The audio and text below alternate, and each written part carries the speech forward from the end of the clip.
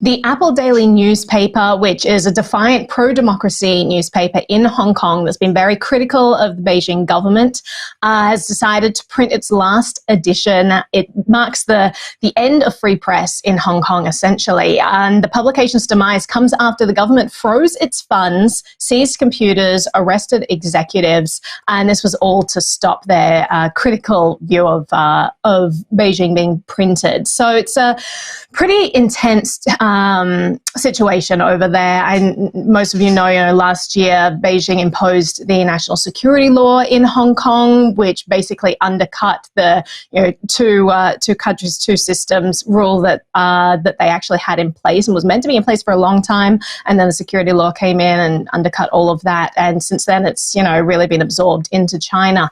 Now, from the cryptocurrency scene, we're talking about frozen funds there. We're talking about their inability to actually continue. I wonder if crypto could have played a role, although it seems that the crackdown would have continued to, target individuals regardless of what funding they have.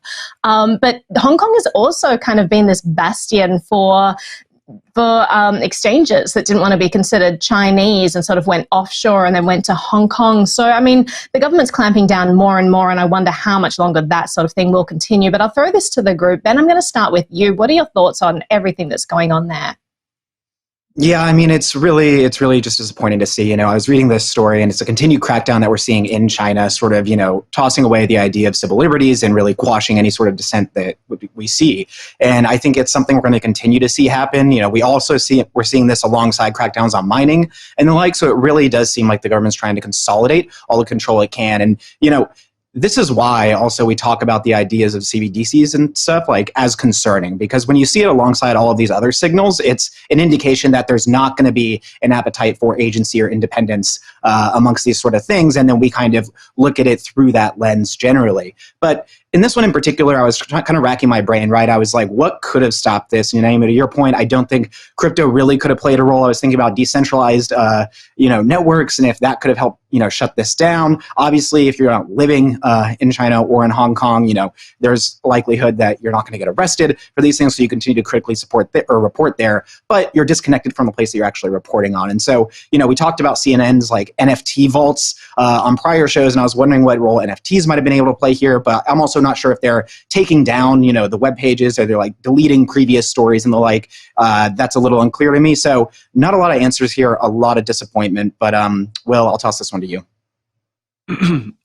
Yeah, I just from this story, pretty tough topic for today's show. I think overall, just a reminder that totalitarian regimes didn't die out in the 20th century. China is still putting people in concentration camps. They're still threatening, intimidating Taiwan. And it's not surprising that they're going into Hong Kong and shutting down newspapers that are not in their favor. So I think in the Bitcoin space, this kind of reminds us why we care about the technology and why we care about the promise of cryptography itself, as opposed to just number go up every day, which is also pretty fun. But the main point of why most people are into Bitcoin is because they're freedom loving. And hopefully one day we see a world where you can mine Bitcoin in China, and you can trade Bitcoin in China, and you can interact and move all around China. And once it's a free country again. Jenna, so your hand go up. Yesterday we spoke about, CBDCs pushing mainstream audiences to learn more about Bitcoin and what that means when it comes to freedom in the financial system. And I wonder if this is what it's going to take to push that mainstream audience to learning more about decentralized communications, decentralized socials, and media. Naomi, did you have something to add there? Yeah, I visited Hong Kong at the start of last year to interview protesters because it was right in the midst of all of the chaos there, with stores being burnt down and all that sort of stuff. And it was interesting because I wanted to see what crypto was like, and it wasn't really that pervasive. I chatted to the people at the Hong Kong Bitcoin Association. They were awesome. They were doing what they could to educate people, but it's largely a cash culture there.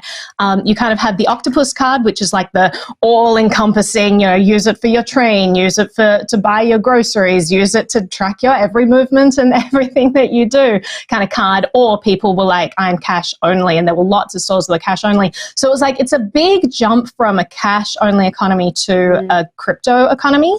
But it shouldn't be that big a jump from like an octopus card economy. But I do understand that there's not really, a lot of incentive for people to explore the technology unless they're being specifically targeted. But Ben, I'll throw it to you for some final thoughts. And I just want to bookend this conversation before I transition us to our next story by noting that, I've gotten pushback from listeners and viewers of this show around us focusing too much on China, too much on Russia, for example, and not focusing on the US. So I just want to note too that there was reporting from the New York Times last night that showed that the Saudi individuals who killed Jamal Khashoggi, a op-ed columnist at the Washington Post, at the behest of MBS, the dictator of Saudi Arabia, were in fact trained on U.S. soil under a State Department contract. So we're not turning a blind eye to the U.S. also being involved in this and quashing dissent in other places. And I thought that was just a good way to sort of note on the back end of this happens in China. There's also a ton of stuff happening in the U.S. that has tentacles out into the rest of the world.